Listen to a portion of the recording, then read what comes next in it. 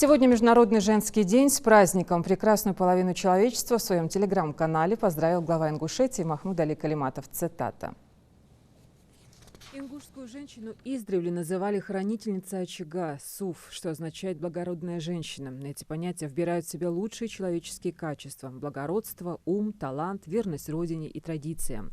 Во все времена женщина занимала особое место в обществе. К ней всегда относились с особым почтением. Ее мудрость, духовная сила и великое терпение помогало нам преодолевать жизненные трудности и поддерживать непреклонный дух ингушского народа. Она была и остается олицетворением красоты, добра, справедливости и понимания. Сегодня наши женщины успешно, плодотворно трудятся в каждой сфере и достигают больших успехов и высот. Независимо от своего социального статуса и положения, они всегда полны забот об подрастающем поколении, домашнем благополучии, здоровье всей семьи.